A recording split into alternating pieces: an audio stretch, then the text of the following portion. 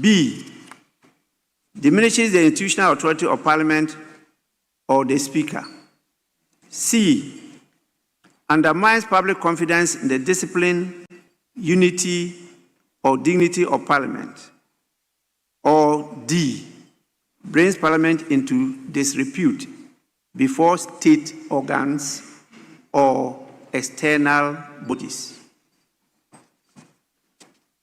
Unlike other specific grounds of contempt set out in the standing orders, this category focuses not on the place where the act occurred, as a consequence, qualify as an affront to dignity, even if committed outside the presence of the House.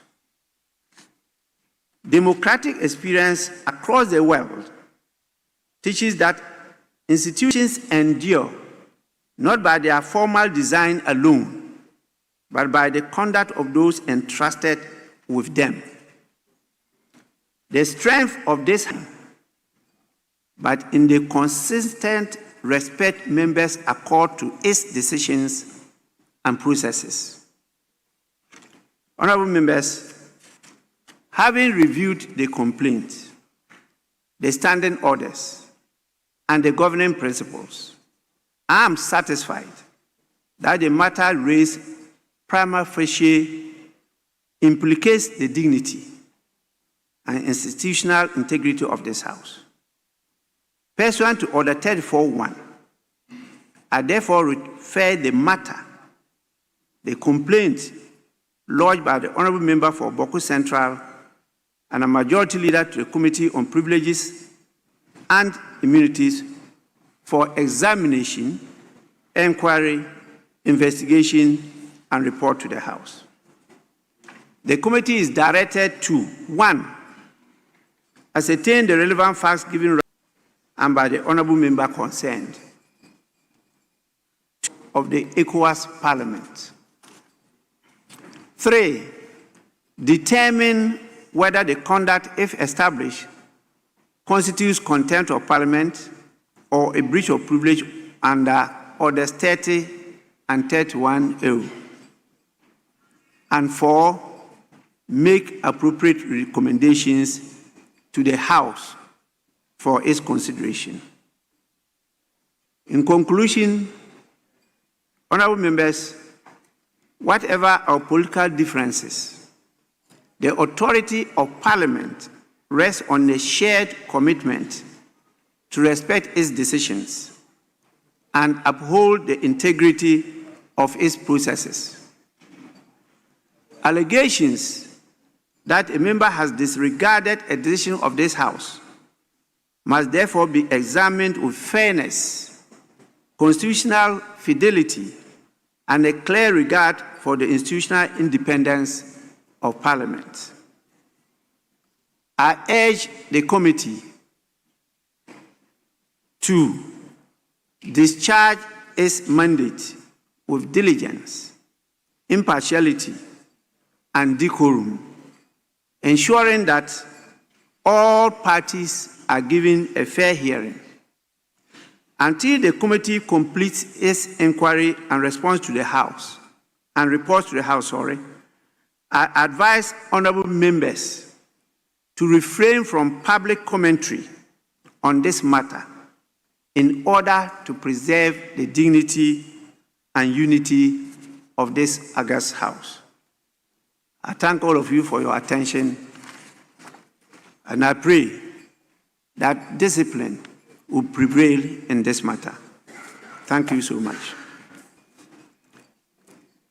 Honourable members, we now take item 5.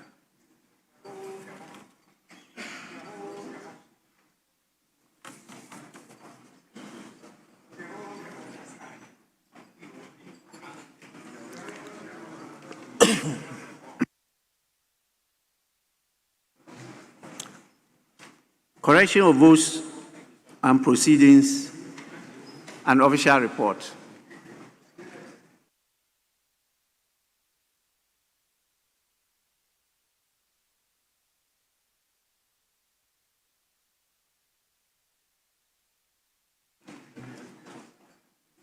Honorable members, we'll start with the votes and proceedings of Wednesday, 26th November 2025.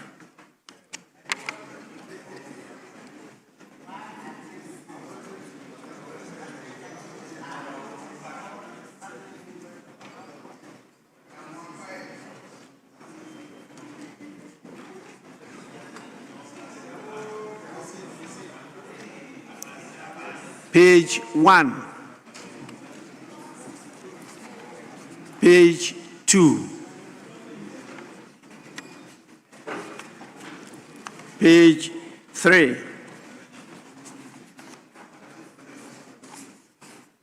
page 4, page 5,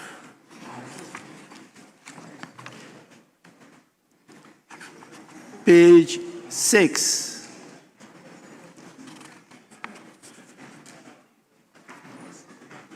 page 7,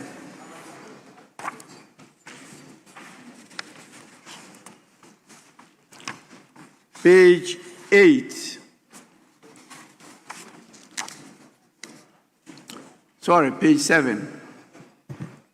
Thank you, Speaker. Speaker, sorry, I was on my feet at page 7. Item 5D. Speaker, I humbly propose that we insert the word "of" after "peoples," so that it stands as staff and peoples of.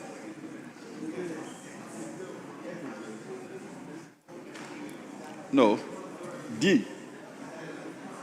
What I have here is not. Yes, D. D, as in dog. Yes. Delta, sorry. Staff and peoples of. So if you could insert the word "of." Thank you.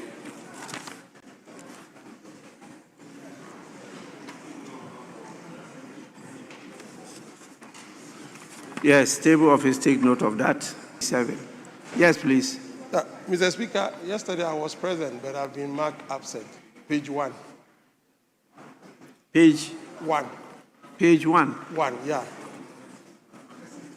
You see, My name's supposed to be in page 1, but I have seen it at page 7, the absentees page. What is your name? George Kwame Abuaji. George Kwame Abuaji. Abuaji George Kwame. Abuaji George Kwame. You see, when we were at 1, you were absent. When we were at page 1, you were absent. supposed to be at page 1. You were absent. No, I was present. So how come you didn't see it? I just saw it.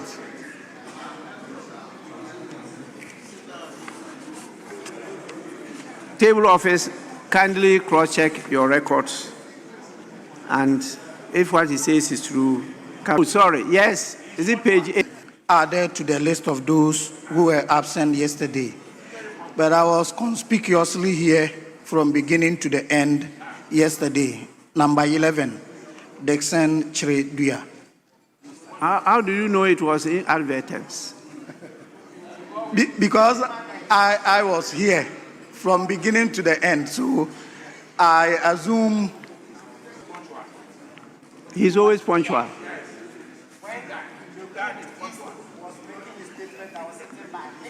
You are getting some false witnesses. Mr. Speaker, I've always been very punctual and diligent in this house. Yes, honorable member, today, for example, you are not punctual. So if they say you are always punctual, I sit here, I count the numbers, and then I take time for you to show up before I start even opening prayer. And so I know those who are punctual and those who are not punctual. Today, you were not punctual.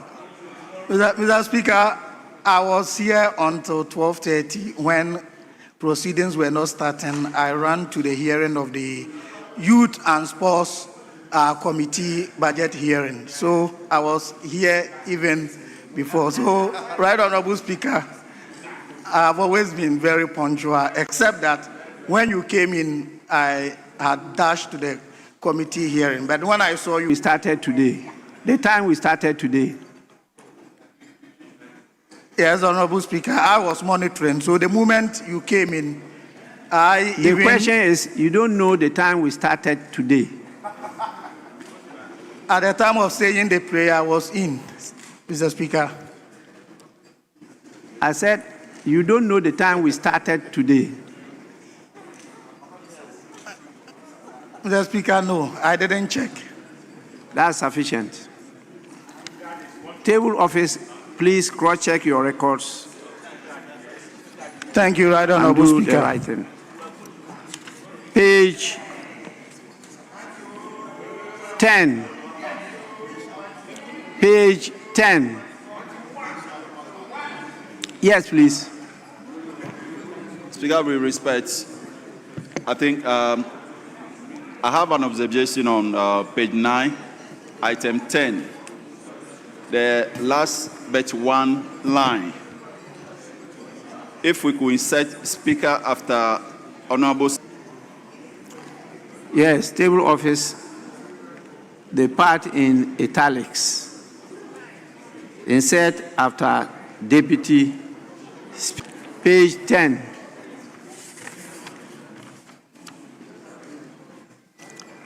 Page 11.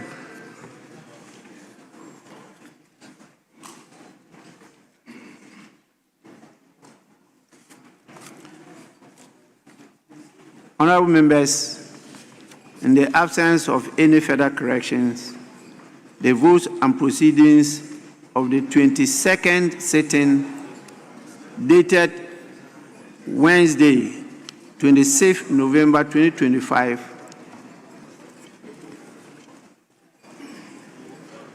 are we ready for urgent questions?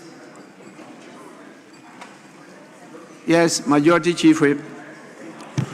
Speaker, that is so. The minister is here.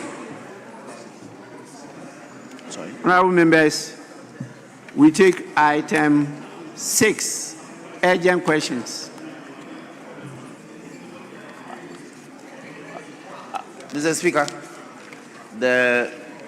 a further arrangement is that we are praying you to limit the supplementary questions to 1, so we can have enough time to take a lot of the questions. Honorable members, before I go on, let me acknowledge the presence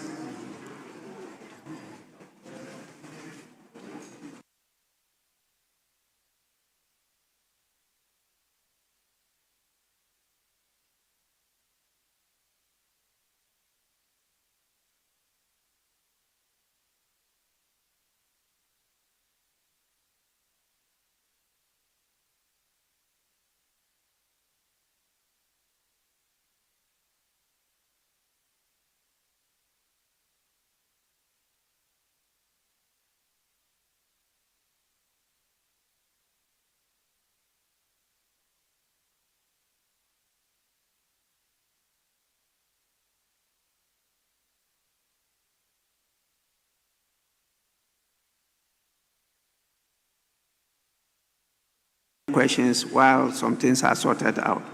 So, item 6A,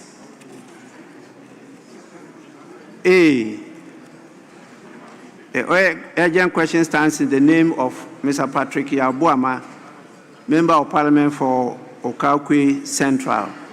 Honorable Member, you may ask your question now.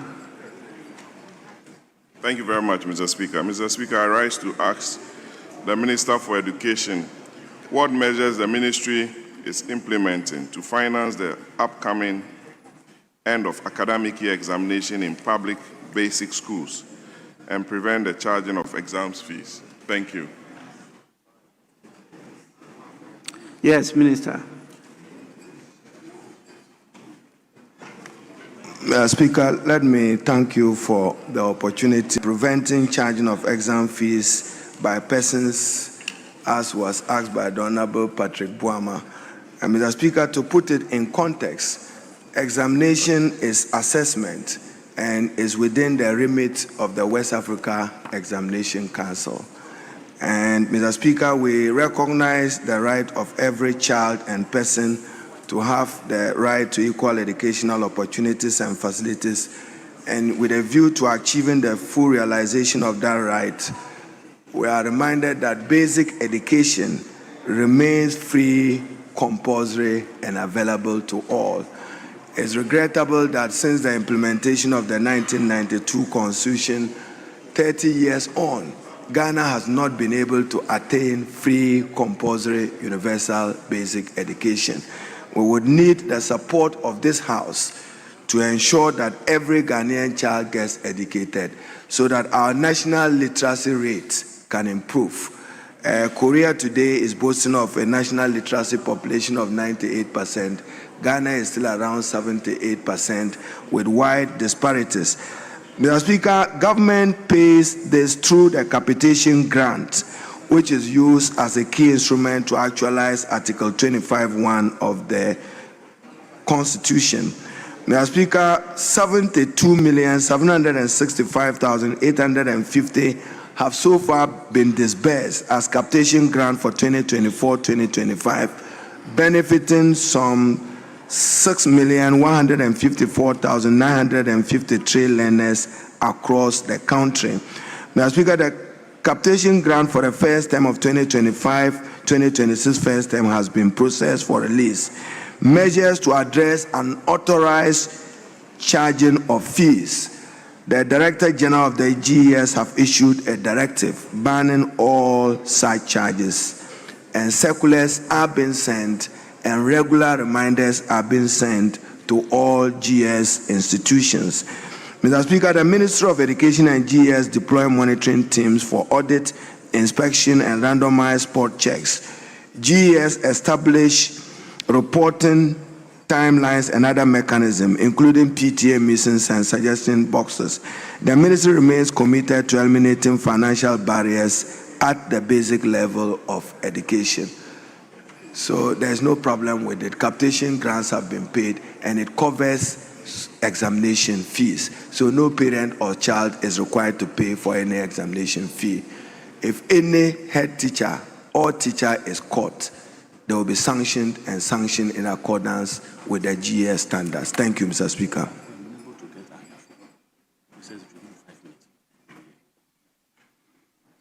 I'm told the agreement is one supplementary question, so you can do so. Mr. Speaker, I don't have any supplementary question. I Okay. thank the Minister for answering my question. Thank you. We now take 6B, who signs in the name of Mr. Emmanuel Kweku Buam, the Honourable Member for Pru East. Honourable Member, you may do so now.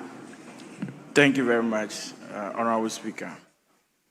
I rise to ask the Minister for Education what measures the ministry has implemented to prevent examination malpractices and cancellation of examination papers, especially in BEC and WASI, considering the negative impacts such cancellation has on students, especially of the Pru East constituency.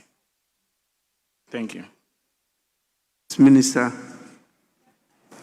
Mr. Speaker, thank you very much. Mr. Speaker, the West Africa Exams Council is mandated to conduct credible, world-class examinations and protect the integrity of exams to ensure educational quality, national development, and every child has the right to a fair, trustworthy assessment process. Mr. Speaker, cancellation occurs only after thorough investigations showing concrete evidence of collusion, foreign materials, impersonation, and the use of electronic devices. Mr. Speaker, the West Africa Examination Council is working with the GES through public sensitization, randomization of test papers, enhanced security at the printing press, stronger collaboration with law enforcement for arrest and prosecution, and increased deployment of trained supervisors. Mr. Speaker, there is a growing phenomenon of phone-related exam malpractice. where learners smuggle phones into the examination room, and that is quite troubling. It's undermined the integrity of our exams. And Mr. Speaker, integrity is at the hallmark of the molding of character with discipline. Mr. Speaker, anytime the West Africa Examination Council, they will normally put the school on notice that we are investigating a certain unacceptable conduct. Where they finish the investigation and there's evidence to it, they will proceed to sanction. So there are many areas where the West Africa Examination Council will decide that this particular town or school is not fit for purpose for the conduct of exam arising out of misconduct from them by students or teachers or in collusion with both. Government takes a serious view of it, and the assessment institution takes a serious view of it. What we need to do is to grow our learners with integrity. Mr. Speaker, we are currently revising the curriculum for kindergarten with the values of patriotism, responsibility, and integrity. I thank you, Mr. Speaker. Any supplementary question? Honorable members, First Deputy Speaker to take the chair.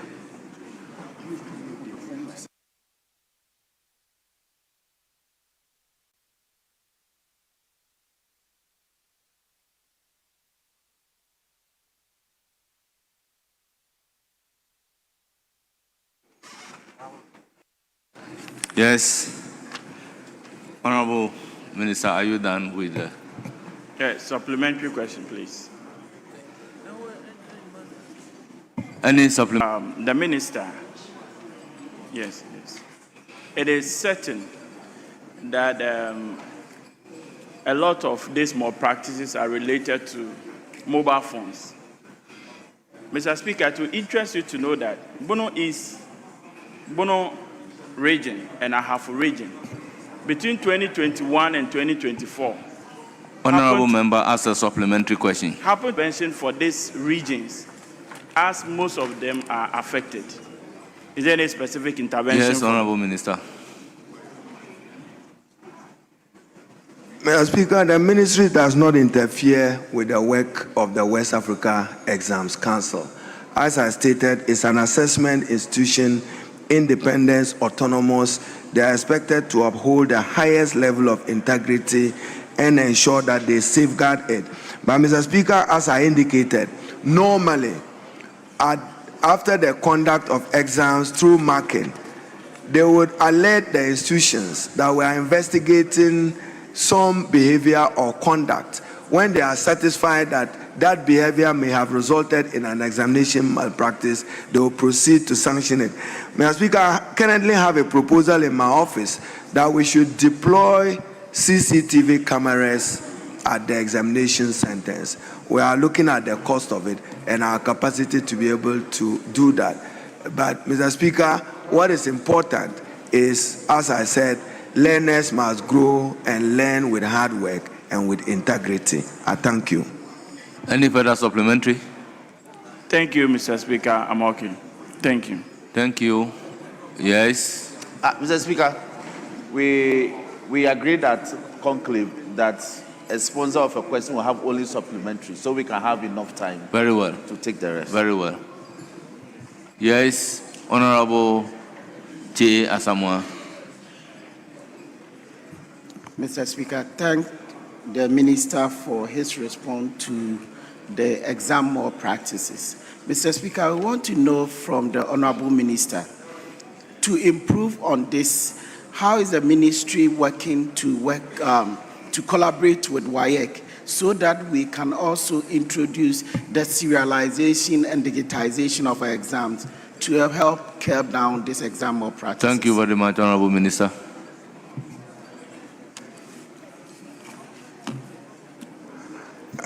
Mr. Speaker, Ghana is going digital with its free senior high school initiative. I inherited where some 1.3 million tablets was to be distributed across the country to all free senior high schools in the country. so that learners can have access to digital tools. I'm told that deployment of that is around 980,000. We are through GET Fund supporting the distribution across the country. But my attention this morning, Mr. Speaker, was drawn to the fact that many of the devices are not customized, and the students are using it for other purposes, including pornography, which is not acceptable. And therefore, Mr. Speaker, government is taking a high view of it, and there must be restrictions as to what the tablets can be used for, and it should be used strictly for purpose of study. The curriculum is offloaded onto the tablet. It will facilitate digital learning. Mr. Speaker, we are to be minded that when you are training students, you are training them to be globally competitive.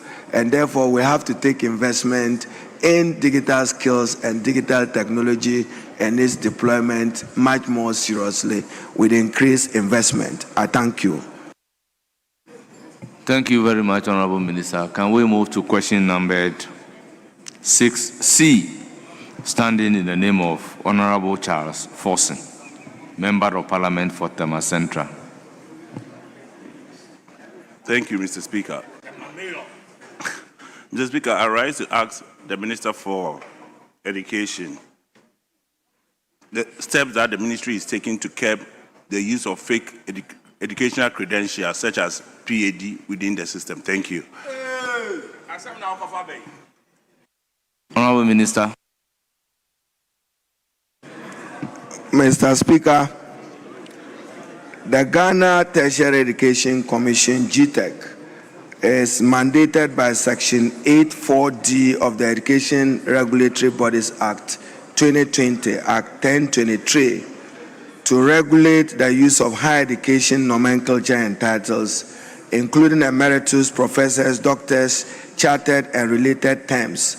Act 1023 also mandates the Commission to verify the authenticity of all certificates, diplomas, and degrees upon request. Thus, within the intendment of the Act, the Commission has initiated the following to curb the use of fake educational credentials: evaluating and authenticating of credentials awarded by local and foreign institutions accredited by the Commission.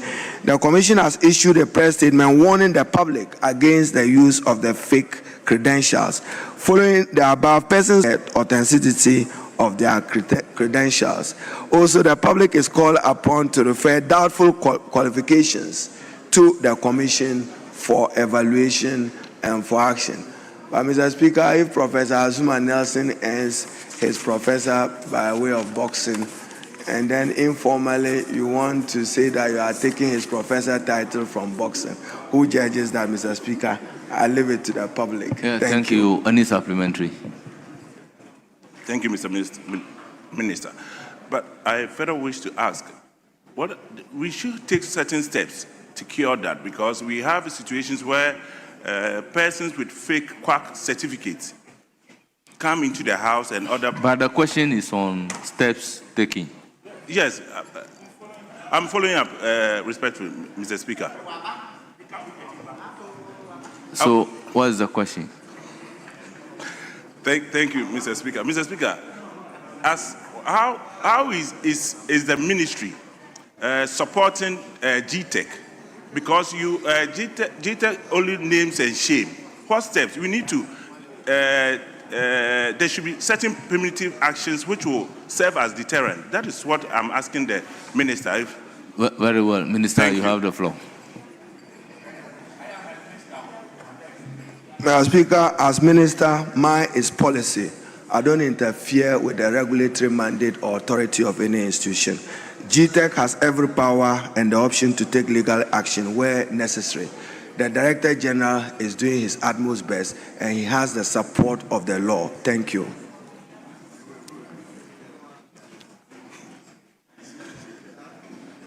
You've heard the agreement. That one supplementary question. Yes, we move to oral questions.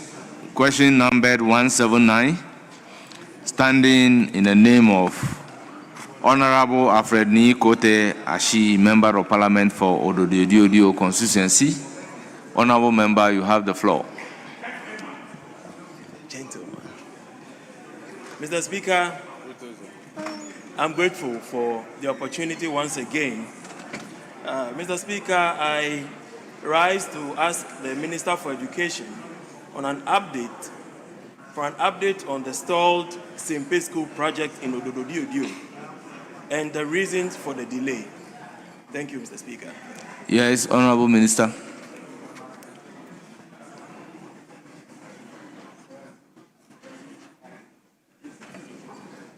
Mr. Speaker, the Accra Sempe Basic School is located in the Ashedi-Keteke sub-metro of the Greater Accra region.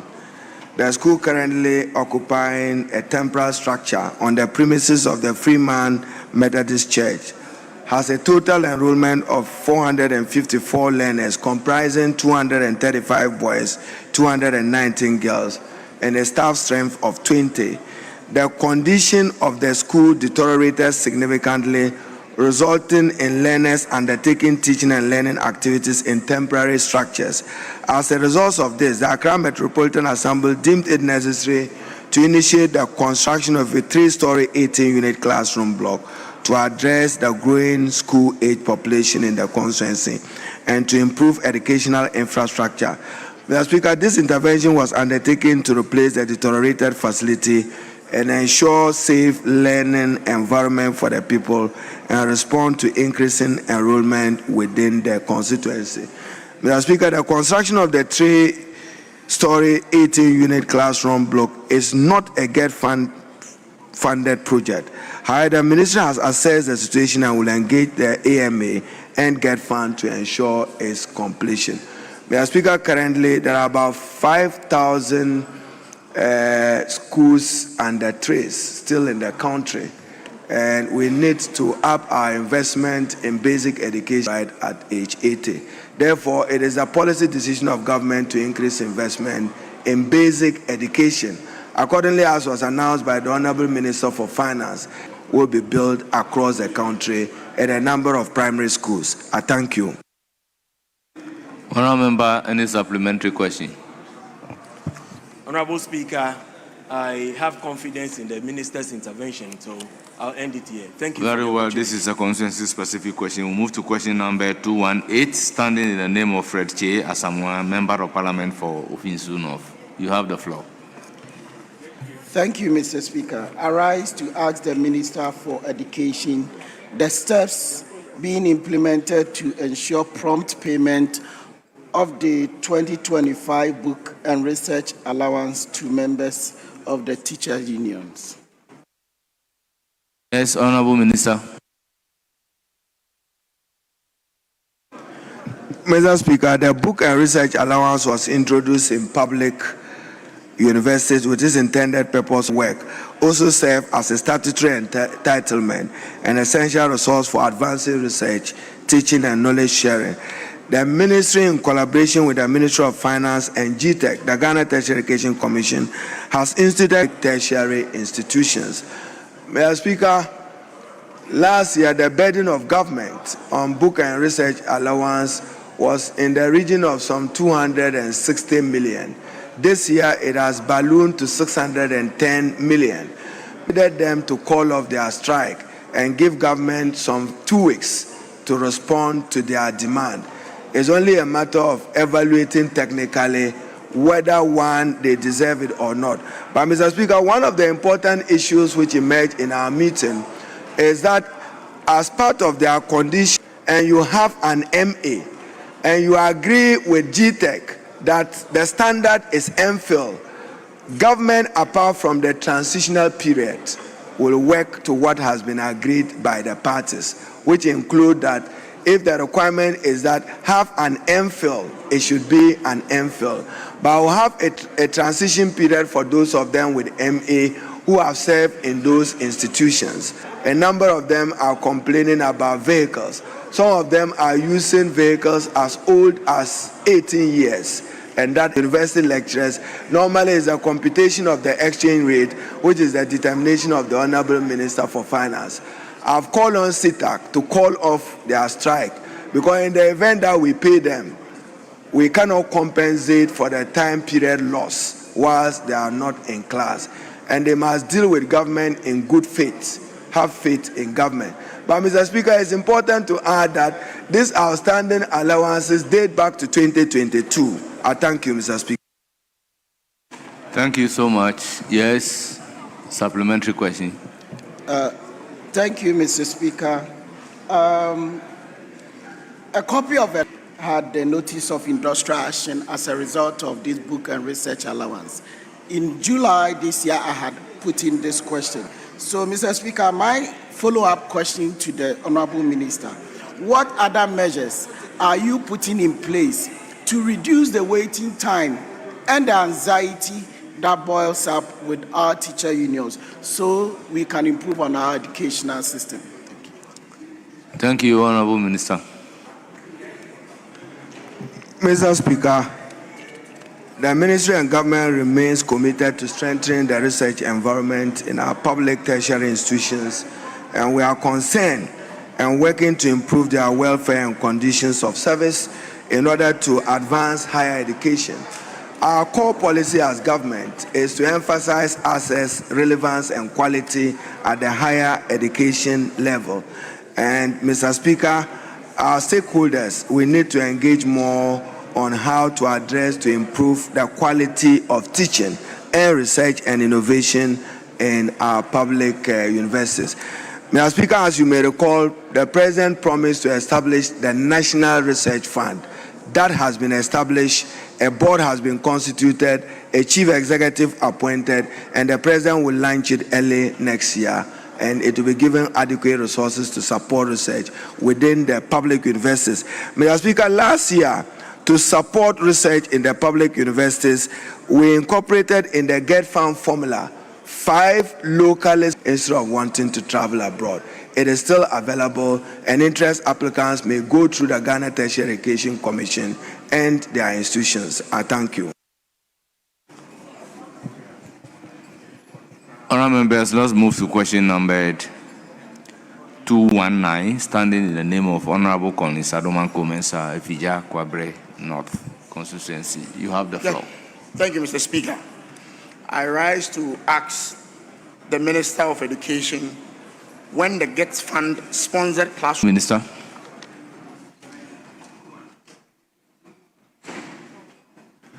Mr. Speaker, St. Michael's Senior High School is located in the Efija Kwabre North District of the Ashanti region. The school has an enrollment of 840 learners, comprising 562 boarders and 278 day students.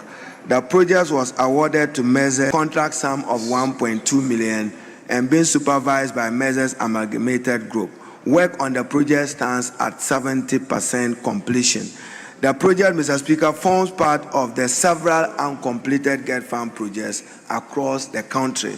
Mr. Speaker, the GET Fund currently is burdened because the GET Fund is providing for free senior high school.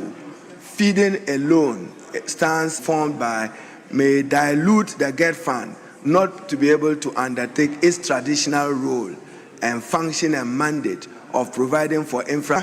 In the 2026 budget, the Honorable Finance Minister announced the completion of a number of, to my good friend's constituency, uncompleted project. Mr. Speaker, the other difficulty is that if you are awarded a contract in 2018 at 1.2 million, you don't expect the contractor to finish it at the same rate, given that some time period have lost, costs have risen, and the value of the contract may be more expensive for the contractor. That becomes a disincentive.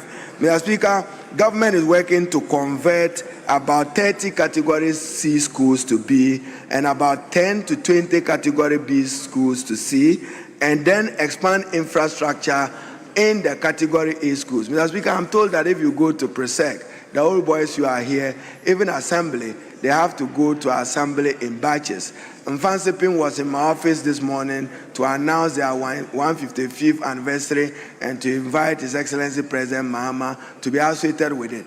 no assembly hall. We are building a 5,000 capacity assembly hall for a number of selected schools. The GET Fund is providing 180 million US dollars to support our secondary education learning improvement program, which will focus on the completion. Mr. Speaker, this question of placement, you heard all the conflict about Category A, Category B school. Category A school simply means schools that are oversubscribed because of their quality or standing. We can build the infrastructure and support them with quality improvement. Mr. Speaker, with some regret, I know that in the whole Northeast region, there is no single Category A school. In the whole of the Savannah region, there is no single Category A school. OT region, no Category A school. Yet, all these learners are to compete with the likes of their colleagues in Mfantsipim, Adisadal, or Wegehe. We need to respond to the equity challenge and ensure that through expanded infrastructure, both dormitories and classrooms. Mr. Speaker, what happened significantly between 2018 and yesterday was that whilst the transformative initiative for free senior high school, one, we didn't define what is free. What is free? It is just about feeding. Mr. Speaker, the President has directed me that in urban areas, we should Washi area, we can do that kind of it. Mr. Speaker, if we don't deboardinize, but we also know that in some rural areas, you necessarily must allow for boarding schools. There are about 46 applications in my office from MPs seeking to convert day schools to boarding school. It comes at a cost. Mr. Speaker, the GET Fund, as I have said, hitherto was funded from Petroleum Revenue Management between 2018 and 2024. Now it's now being solely borne by the GET Fund. That does not. Yes, Honorable Member. No supplementary. Just want to thank him for that. Standing in the name of Elvis Osei Mensah Dapaah, I have for Anon Southwest.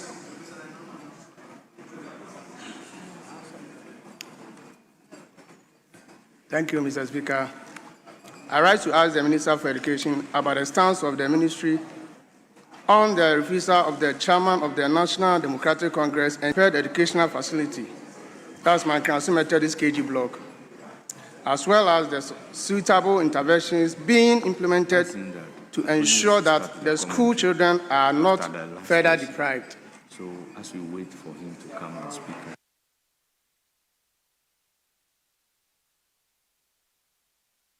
Yes, Honorable Minister. Mr. Speaker, I'll be happy to go with my colleague, the Honorable Elvis Osei Mensah Dapaah, at a convenient date in December to commission the facility for him. The office of minister goes beyond and is entitled to the full benefits of the rights and benefits guaranteed under the 1992 Constitution, and therefore it is not the case that the chairman of the NDC in Ahafuana South, he probably may be in the region between the 12th and 20th of December, bearing my role in Parliament here. I'll be happy to commission him. Mr. Speaker, last 2 weeks, I was in Bimbilla to commission a similar facility for which I had the same reasons, which was funded by the GMPC Foundation for the Bimbilla Senior High School. The reason the commission delayed, I had the same political undertones. No, I was on my way to Bimbilla to commission it when my attention was drawn that the GMPC Foundation, which funded the project, was not invited to the project. I thought that was not good enough, and therefore I deferred it. So I'll be happy to go and commission it for you.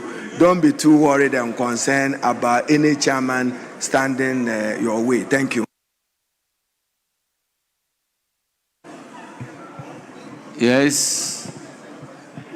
Speaker, let me commend the Minister for Education for his assurance to the Honourable Member. The Honourable Member has personally complained to me and as far as our educational facility building is concerned.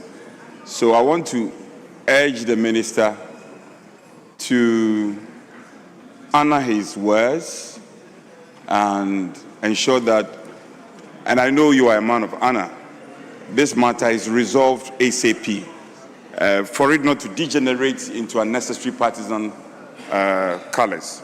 So I want to assure the minister that we on this side of the house will cooperate with you to ensure you do what you have just put on record. But the honorable member is a very friendly, I don't know if he has a follow-up, but he is a very friendly person who is available to travel with you to the constituency to get these matters resolved ASAP.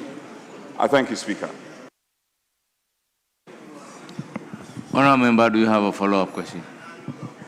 Mr. Speaker, I just want to thank the Honourable Minister for his... Thank you very much for attending upon the House to respond to the questions slated for you. Thank you. You are hereby discharged. Of question time. Then we'll move straight to item number 8. Honourable members, we shall now conclude the commentary on the statement made by the Honourable Minister for Finance on the budget statement and the economic policy of government of the Republic of Ghana for the year ending 31st December 2026. Before calling on the minority leader, indulge me to announce the presence of our revered guests. We have students from the Learning Center, led by Emmanuel Doona Okla, a teacher. They are from Tema Central, they numbered 43. Nantale, president, and they are from,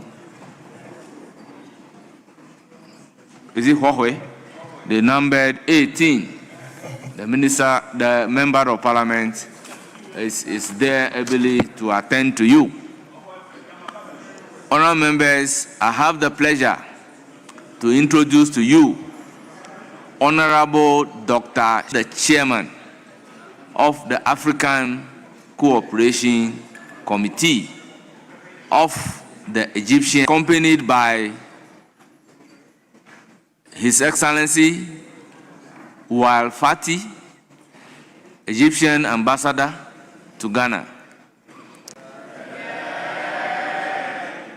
Ms. Hania El-Kadi, Deputy Ambassador. Ms. Nesrin Wihesh, Head of Trade. Honourable members, on your behalf, I wish him a pleasant stay in the country and a fruitful mission. You are once again very welcome. Thank you for coming. Honourable members, on this note, I will give the floor to Honourable Minority Leader.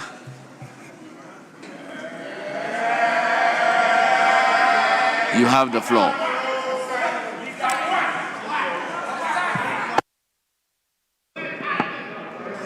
You are speaking for 1 hour.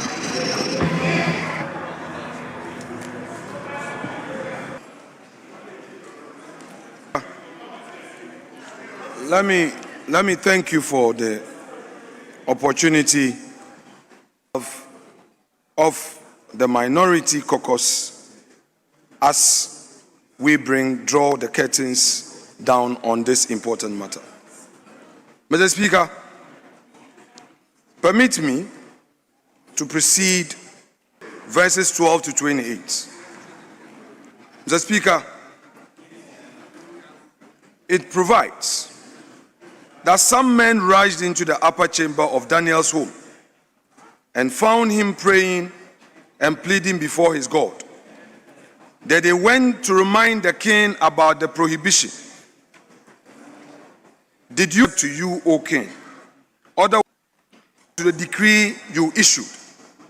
3 times a day he offers his prayer. The king was deeply grieved at this man insisted. They said, keep in mind, O king, that under the Mede or Persian law, every royal prohibition or decree is irrevocable. So the king ordered Daniel to be brought and cast into the lion's den. To Daniel he said, "May your God, whom you serve so constantly, save you." Rings of the lords, the stone that had been brought to block the opening of the den. Then the king returned to his palace for the night. He refused to eat, and he dismissed the entertainers. Since sleep was impossible for him, the king rose very early the next morning and hastened to the lion's den. As he drew near, he cried out to Daniel sorrowfully, "Suddenly been able to save you from the lions?" Daniel answered the king, "O king, live forever. My God has sent his angel and closed the lion's mouth. So they have not hurt me, for I have been found innocent before him. Neither to you have I done any harm, O king." This gave the king great joy. At his order, Daniel was removed from the den, unhurt, because he trusted in his God. The king then ordered the men who accused the nations and the peoples of every language, wherever they dwell on earth, all peace to you. I decree throughout my royal domain, the God of Daniel is to be reverenced and feared, for he is a living God, enduring forever.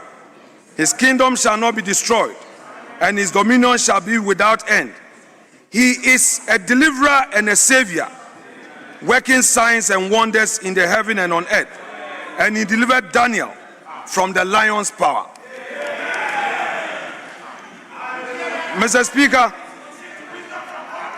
I proceed further with a quote from the 26th President of the United States of America, Theodore Roosevelt, on the 23rd of April, 1910. He addressed citizens of Paris on a speech titled "Citizenship in a Republic" at Sorbonne in Paris.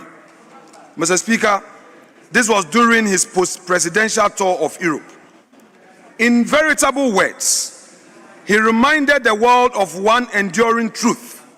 Quote, "It is not the critic who counts, not the man who points out how the strong man stumbles, or where the doer of deeds could have done them better.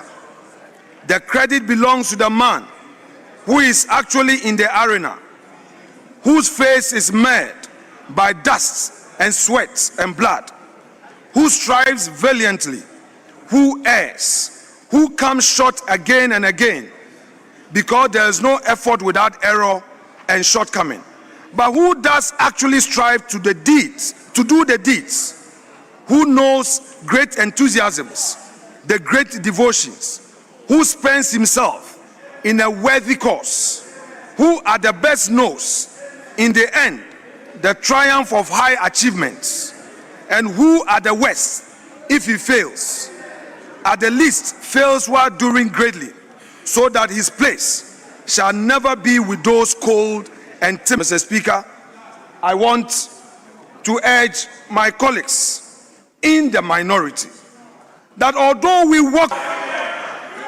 let's remain strong, refuse to be intimidated, refuse the subtle culture of silence. Let's soldier on. Victory awaits us.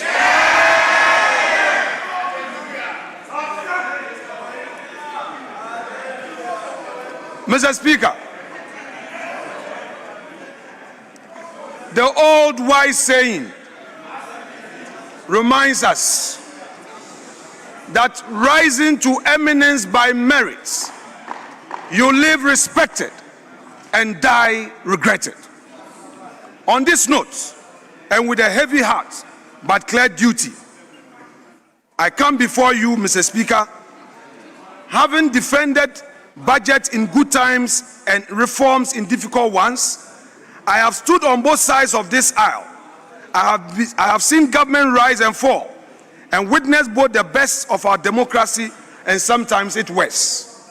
But Mr. Speaker, rarely have I encountered a budget statement so detached from reality. This is not a document of hope. It is not a blueprint for transformation. It is not even an honest accounting of our nation's condition. Mr. Speaker, this budget is built on propaganda, sustained by abandonment, and destined to deepen the suffering of ordinary Ghanaians. Mr. Speaker, simply put, this government must keep in mind Tomato's lifeless economy in January 2025. But the World Bank, not the minority, not the MPP, but the World Bank, in its official Ghana review overview updated on October 6, 2025, records the truth. Quote, stabilization has improved conditions with 2024 growth at 5.7%. Mr. Speaker, this must sink. 5.7% real GDP growth in 2024 before this government touched the wheel. Now compare that with their own projections. In their 2025 budget, they projected growth at 3.3%, a collapse of 2.4 percentage points. Even the World Bank's generous assessment reaches only 4.3% for 2025. And for 2026, 2024 under Nanado's 2025 under NDC, 3.3% to 4.3% growth, according to their own figures. Then what name should we give to 3.3%? Paralyzed, dead, or arrival? By their own numbers, the economy is now performing worse than the so-called collapse they claim they inherited. The truth is merciless. MPP handed over a stabilized, recovering economy growing at 5.7%. The NDC slowed it at 3 to 4 ruins. This grand deception is the foundation of everything that follows. Every abandoned program, every misprioritized allocation, and every constitutional violation. Once this lie is exposed, everything else begins to crumble. Is the reason why I reminded my colleagues that if you rise to eminence by merit, you live respected. Now your lies, your propaganda, stand exposed after you lie to the people. Mr. Speaker, let me turn to the human consequences of this deception. 6 Ghanaian women died in a stampede at Elwak Stadium. They were not there because they all dreamed of becoming soldiers. They were there because in an economy where jobs have vanished and opportunity has been strangled, any recruitment exercise looks a lifeboat. Those young women died because desperation met poor preparation in a context of mass joblessness. Mr. Speaker, their deaths are not random. They are a direct consequence of policy abandonment. They are human costs of government that has slowed economic growth and quietly killed the very programs that once absorbed boosts. If 1D1F was the probability of thousands of desperate young women piling up at the gate would have been far lower. Before we discuss billions and percentages, let us remember, their death must not be in vain. Their budget must be judged by whether it prevented another fails catastrophically. Mr. Speaker, Elwak was not an isolated incident. It was a direct consequence of economic policy that has methodically dismantled every viable pathway to employment. Consider the evidence. 32% of youth aged 15 to 24% are unemployed. These statistics reflect a challenge we inherited through structured program, Planting for Food and Jobs, 1D1F, Agenda 111, and the Youth Start and Lecture that delivered 5.7 economic growth. This government's response, systematic demolition, Agenda 111, and what do we see? Stagnation. Having dismantled the working solution, they now offer an uncosted fantasy of 800,000 new jobs and a betrayed manifesto promise Where is the 1 million coders that has been reduced to 100 million without targets? Alongside declining growth to 3.3 billion for new presidential jets, yet find a fraction of that for their jobs for the youth. What matters more, the comfort of a new presidential jet or the survival of millions on the ground? Mr. Speaker, this is not just hypocrisy. It is a declaration of war on the aspiration of our children. The young women at Elwak did not just die. They were sacrificed on the altar of political vanity and breathtaking incompetence. We will not stand for it. Ghana's youth deserve opportunity.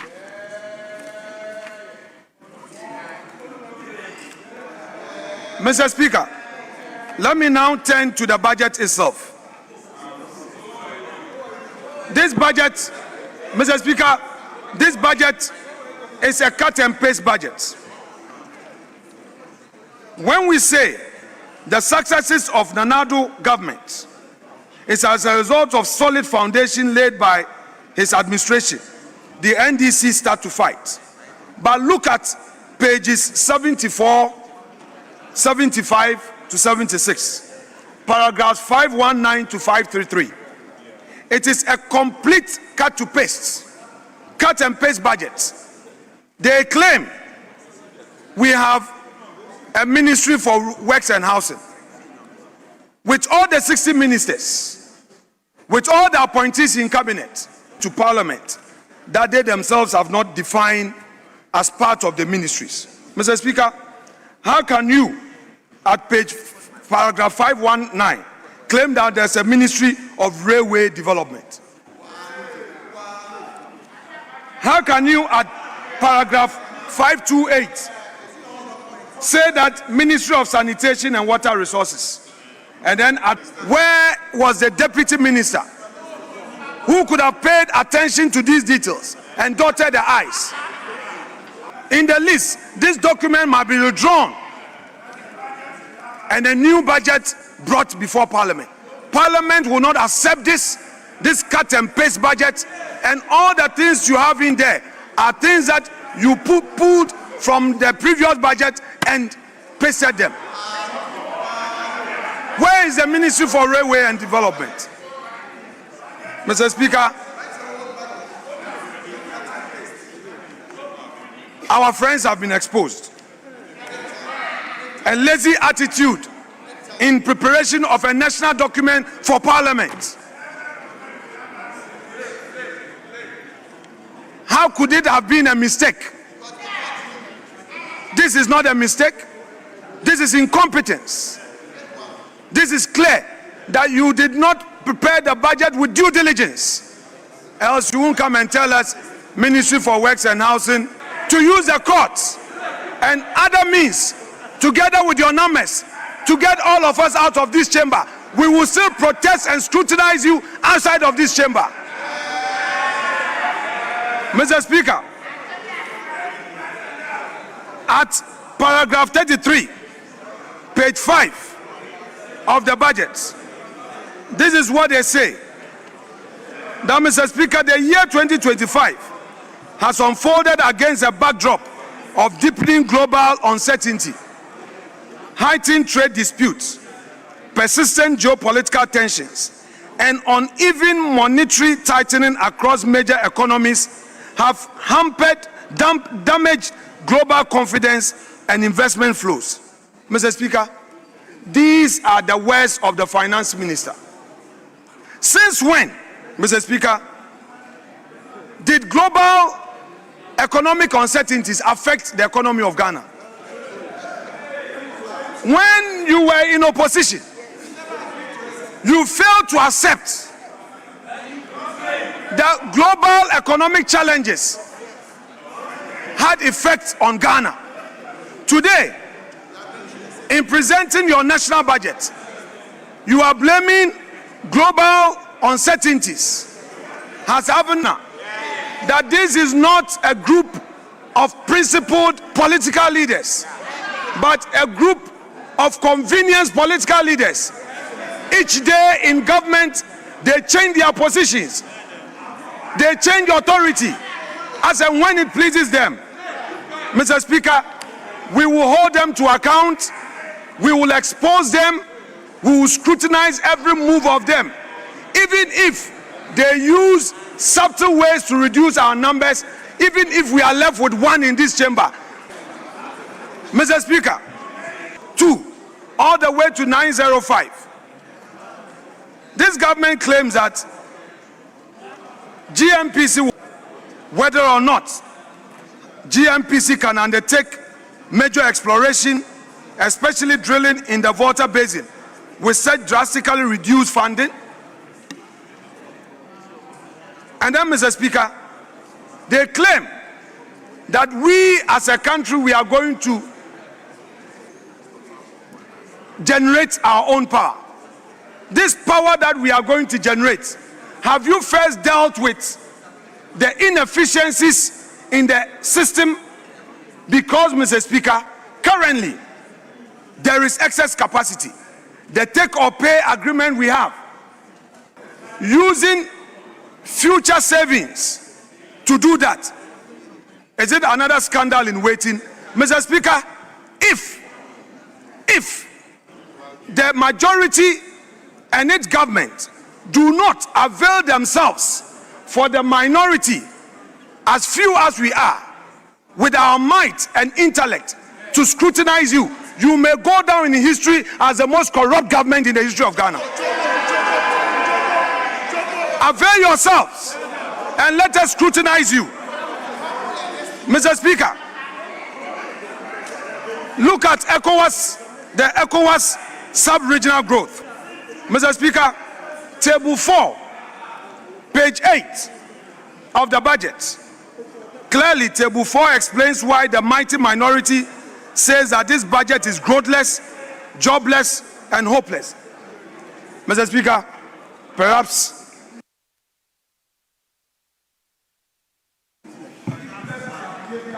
Honorable, on it, the respective backs should take note, because I can hear noise from both sides. All remain silent and listen to the debate.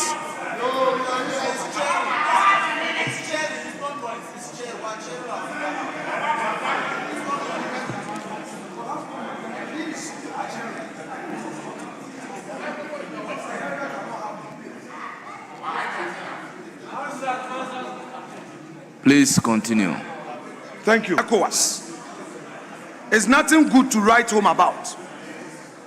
From their own table 4 at page 8, it is clear all other countries in the sub-region did so well in terms of their growth. Where are the jobs? Ejumanu Wahi. Where is the 24-hour economy? It is clear that 24-hour economy no atonsio. Mr. Speaker, let's go to the industrial sector. Reference Appendix 1C, page 15. The NPP administration left a burgeoning industry sector that grew at 7.1%. Mr. Speaker, growth in that sector has declined to a paltry 3.6% in 2025. This decline is due to the lack of activity in the construction subsector. Numbers don't lie. Whereas construction subsector grew at 9.6% in 2024, growth in the sector has declined to 2.9% in 2025. Now you see why we have been clamoring for you to pay payment of arrears.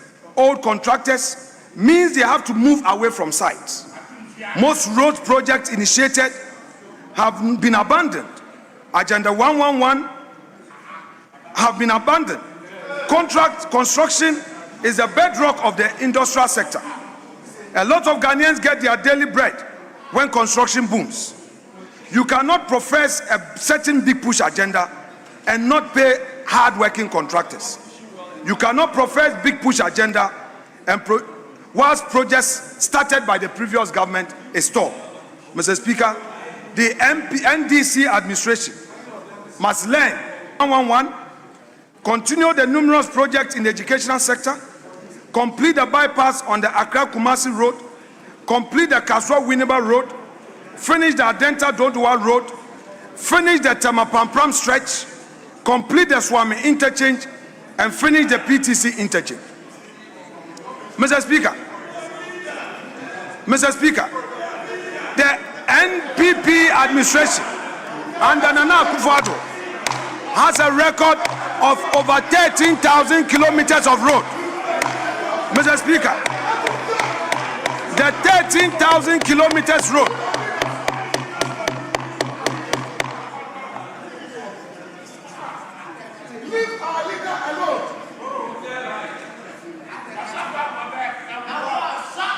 Please, you have the floor.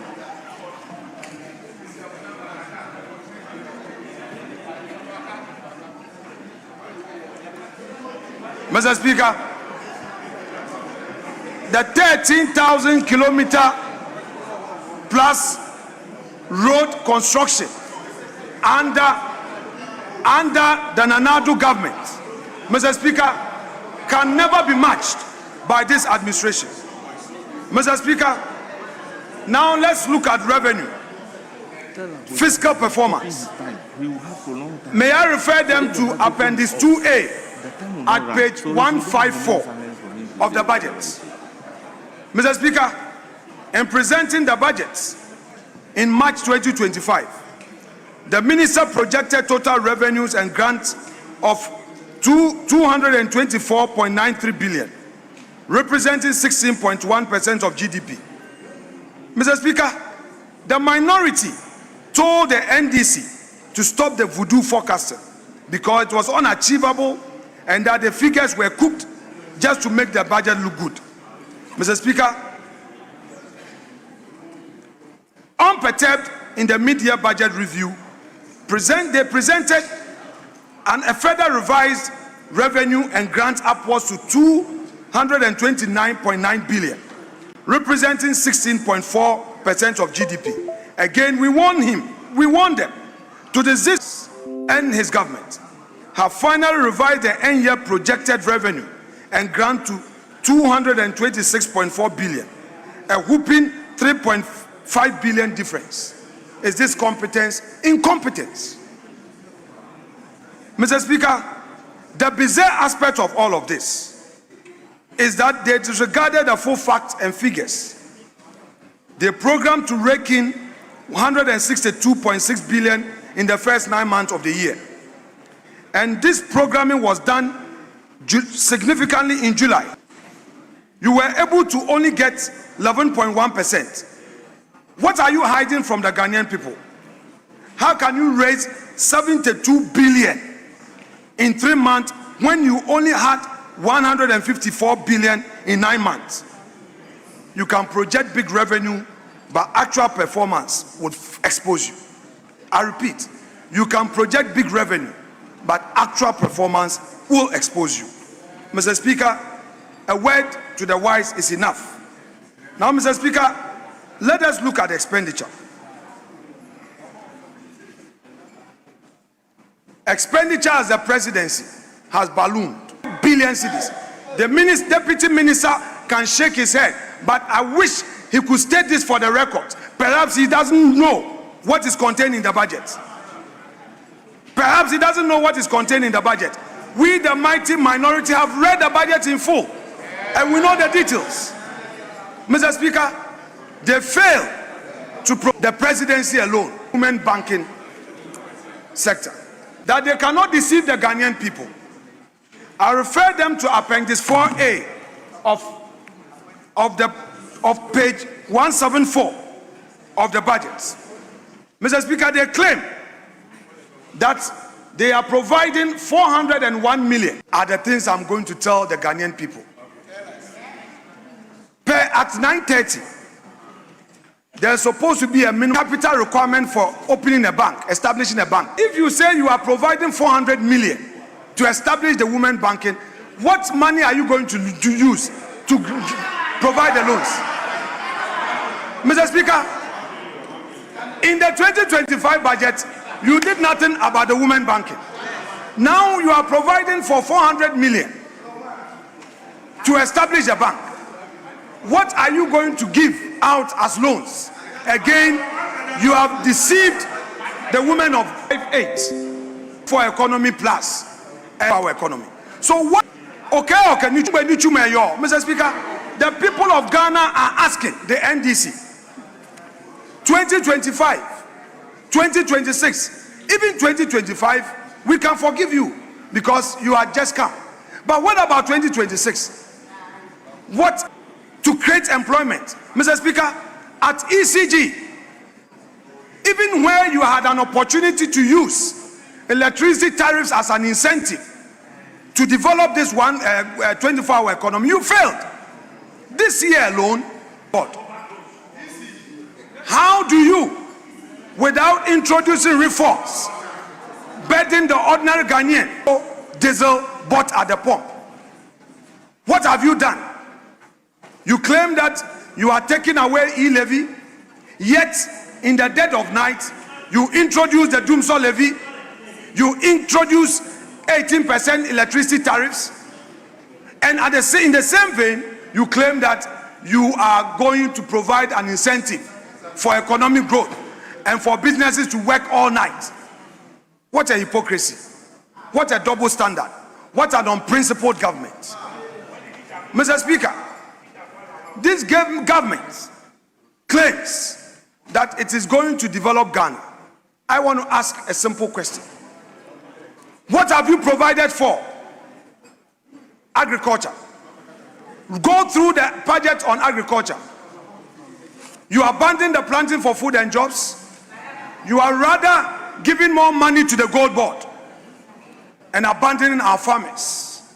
Akufo-Addo constructed no less than 12 landing beach sites at our coast. Go to the fisheries subsector. What have you provided for them? Zero. Nothing. Yet you say we should praise you.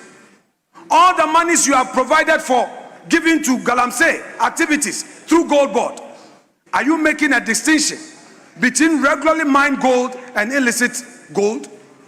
All we know is that Bank of Ghana is releasing dollars for Gold Board to buy gold. There is no transparent accounting system. But we tell you, one day, one day, one day, one day, one day, one day, all the transactions and the Gold Board, where the exchange rate losses, the differential, to deal with another issue, public debts. Mr. Speaker, recently the Vice President of our Republic raised this issue of public debts. Mr. Speaker, specifically, paragraphs 199 to 201 at page 32. This is what the NDC, the public percent as at end of 2020, September 2024, to a 45% a year later due to the debt exchange program. You go to the Ghanaian people and tell them that the debt exchange program was bad. But today you are taking credit. Now, after you had gotten power, the DDEP significantly lowered the debt. The agreement reached last year with commercial creditors, particularly Euro bond holders, helped a lot in debt reduction. The last leg with you are actually now adding to the debt stock. So when you meet IMF and the World Bank, you praise the Akufo-Addo administration for the steps taken in stabilizing the economy. Yet, when you meet the full soldiers, you lie to them. You will be exposed. Your hypocrisy, your principle is. Let me refer to paragraph 364 at page 54 of the budget. This is what the NDC government says about the Electoral Commission. Quote, Mr. Speaker, in 2025, the Electoral Commission delayed 24 presidential and parliamentary elections. The Commission conducted election for the confirmation of 261 metropolitan municipal elections, conducted Akutiaba elections, and supervise the Council of State elections for 16 regional representatives. Mr. Speaker, today, this same NDC is now crucifying the Electoral Commission through a questionable petition. Mr. Speaker, again, the governance of convenience has been exposed. Mr. Speaker,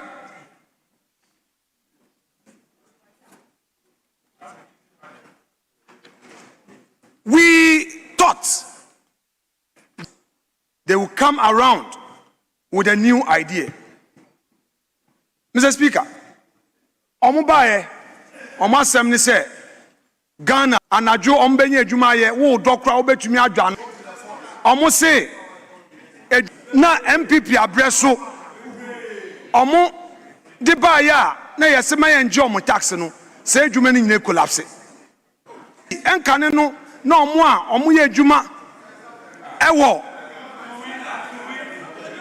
Makola ewo magazine omo na omo wo flat system 3% and there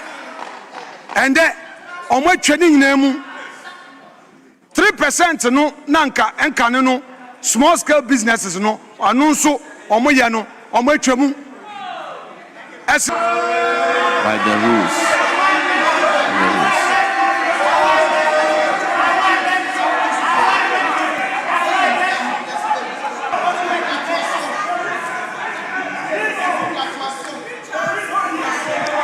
Please continue.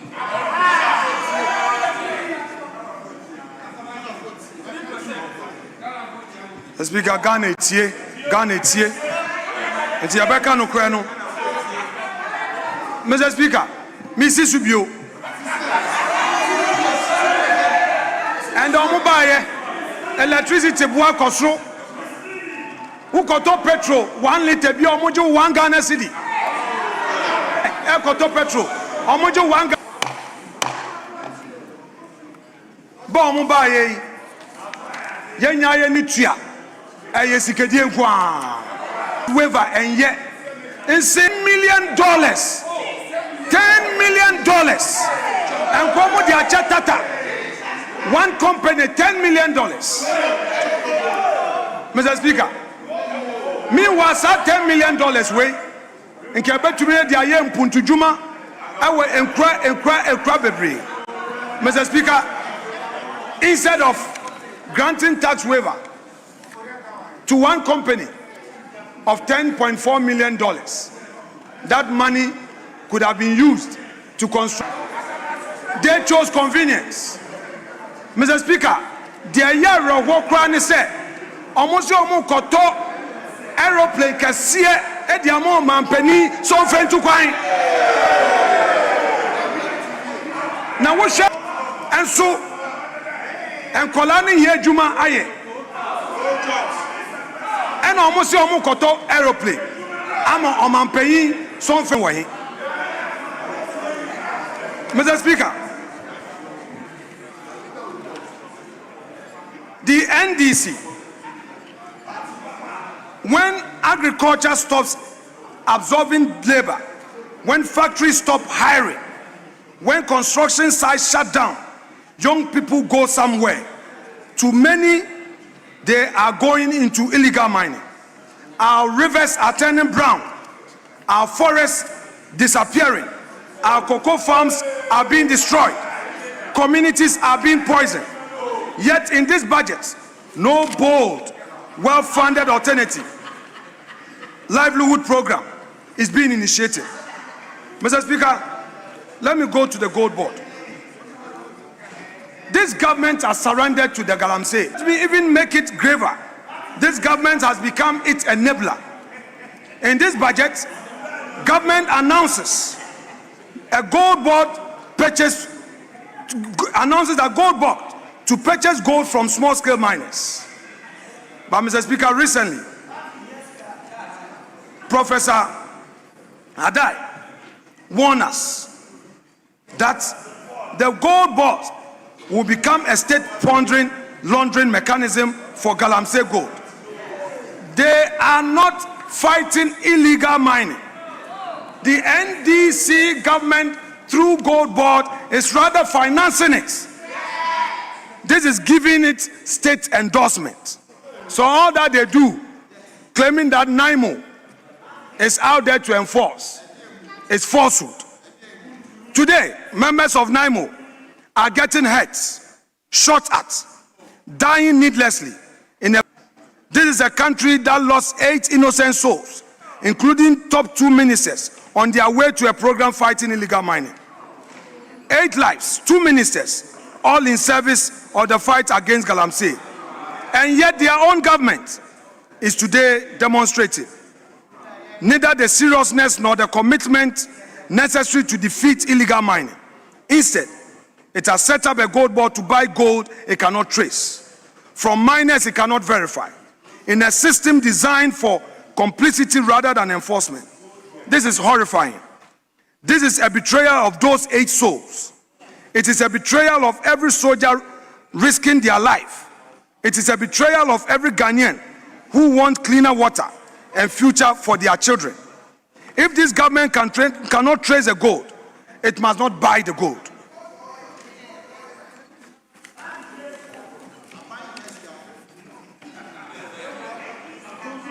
Mr. Speaker, let me now turn to their infamous, in July 2025, the Finance Ministry said the price of sanitary pads had been reduced from 25 cedis to 15 cedis. At that price, the 6.6 million they projected was supposed to cost 99 million.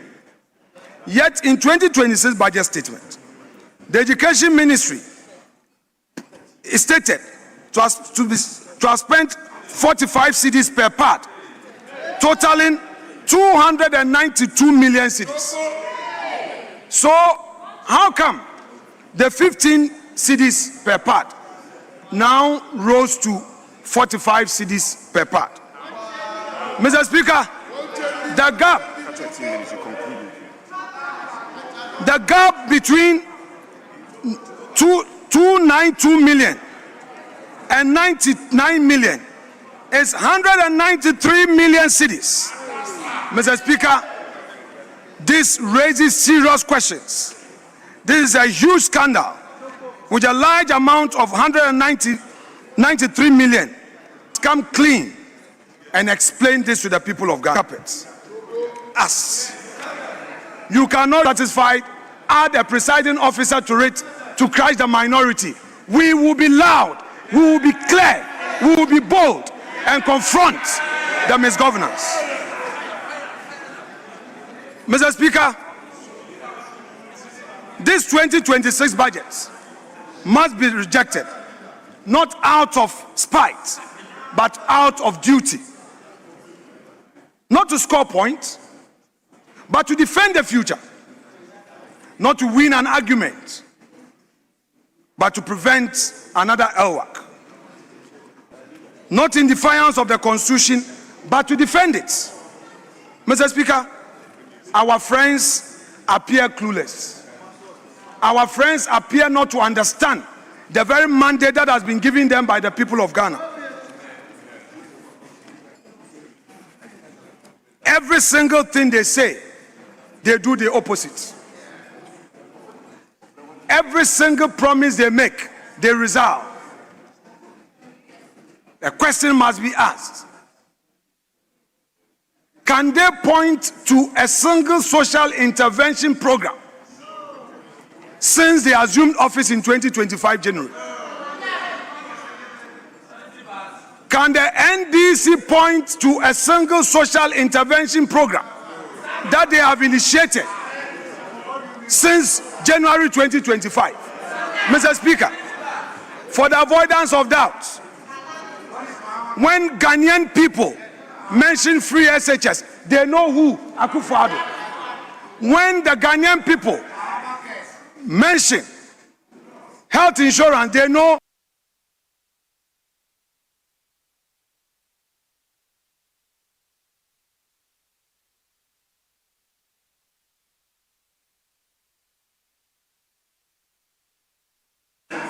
Honorable Minority Leader, you have the floor.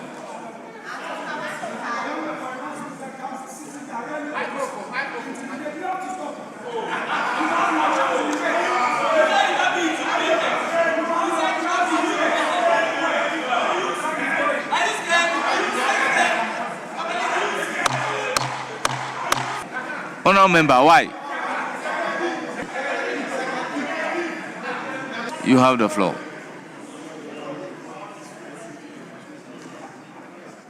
Mr. Speaker, if the Ghanaian people mention school feeding, they know of MPP. If the Ghanaian people mention free maternal care, they know of MPP.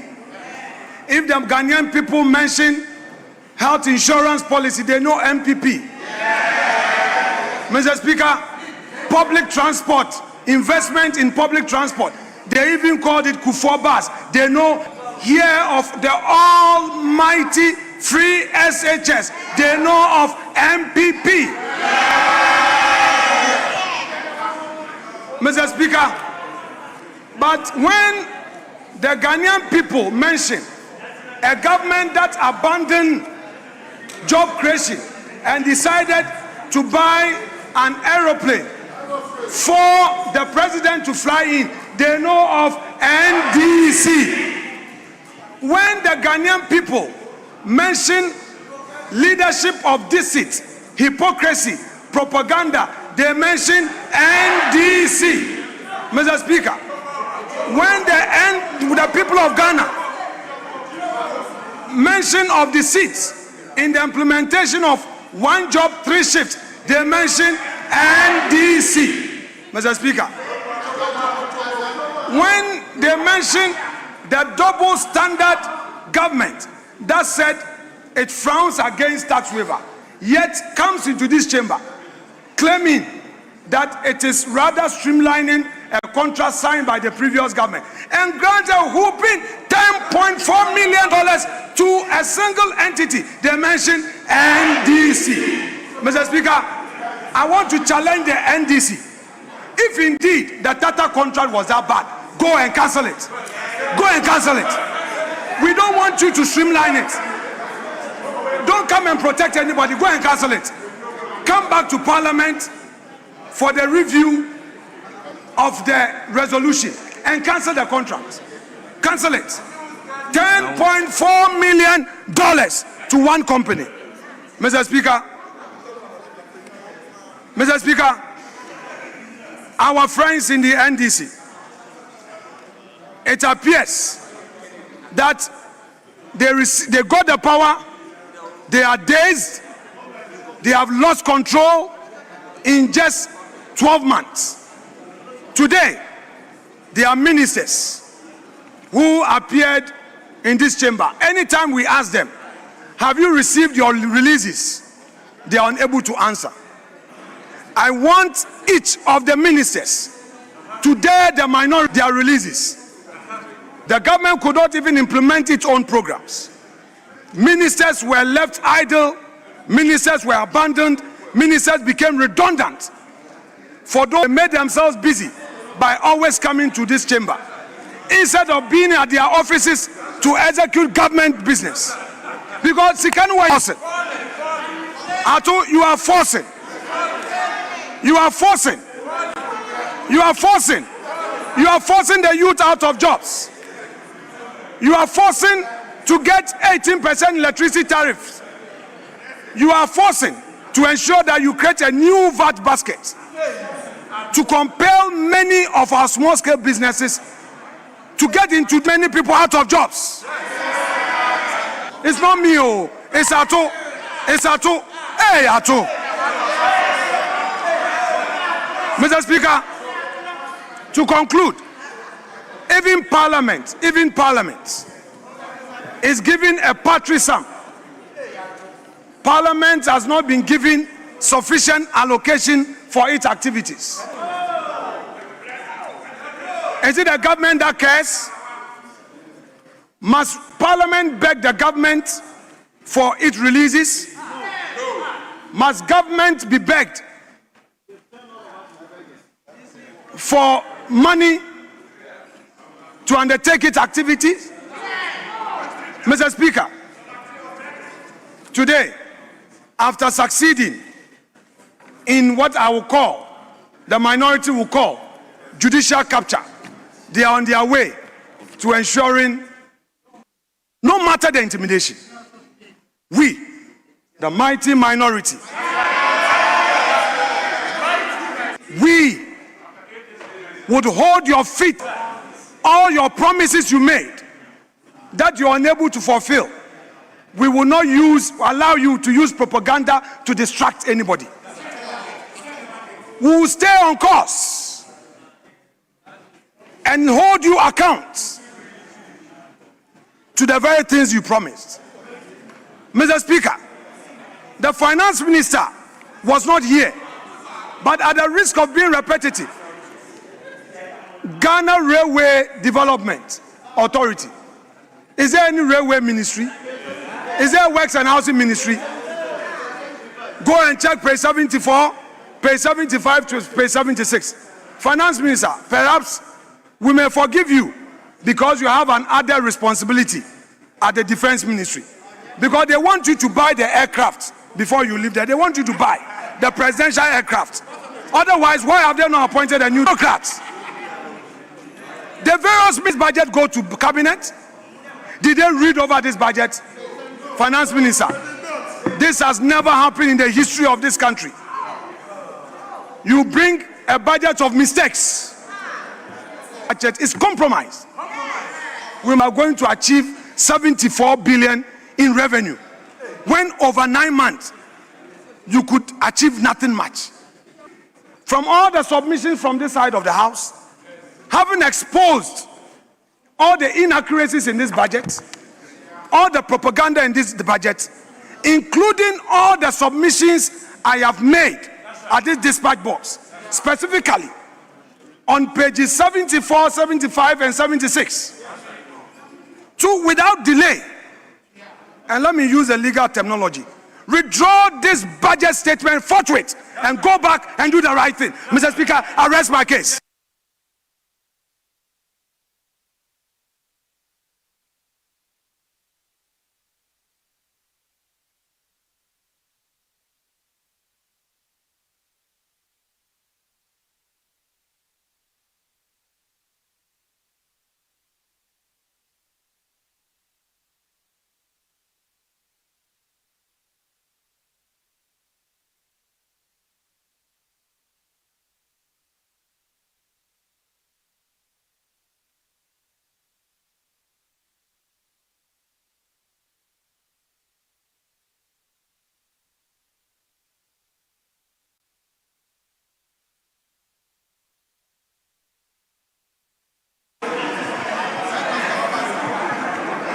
Honourable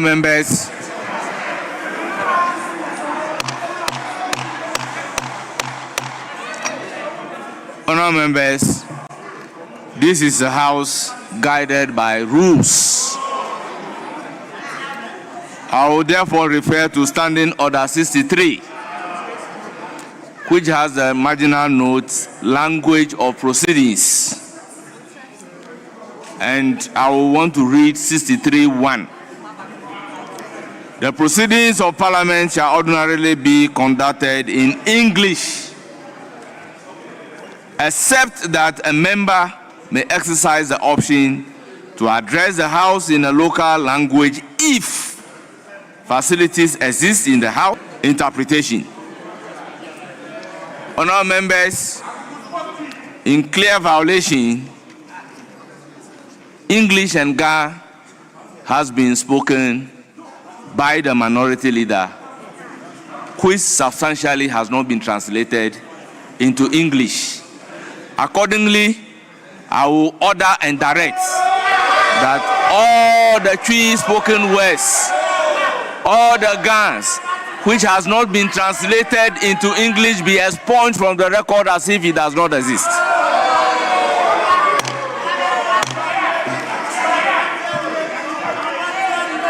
Honourable members, I will proceed to give the floor to the majority leader, Mahama Ayariga. You have 1 hour.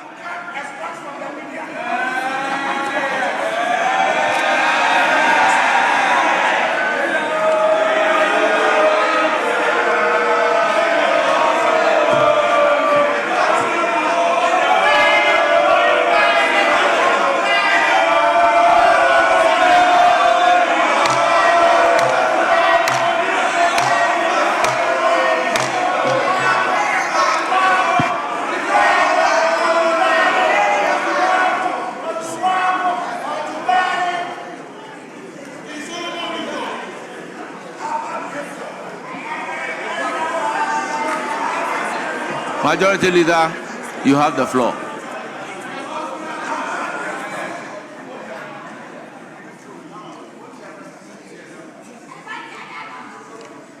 Thank you, Right Honorable Speaker, and thank you, colleagues. Let me thank all colleagues on this side of the House and across the aisle for their very revealing and informing comments on the budget. Once again, some of our first-timers have risen to the occasion and made us very proud in this chamber by making very impressive comments on the budget. Your boldness and effective contribution have not gone unnoticed. A lot has been said in favor of the budget, and this budget and the policies underpinning it is to reset Ghana. Mr. Speaker, this is a budget that will generate growth. This is a budget that reflects prudent management of the resources of this economy to achieve growth objectives.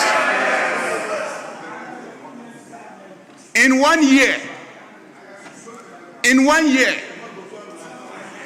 and this budget reflects it, we have shifted gears from a criminal handling of the economy to prudence. Indeed, as a crime scene. Mr. Speaker, let me start with the energy sector. They mismanaged the Millennium Challenge Account Energy Compact 2, and in the process, they cost this country, and we lost $190 million United States dollars.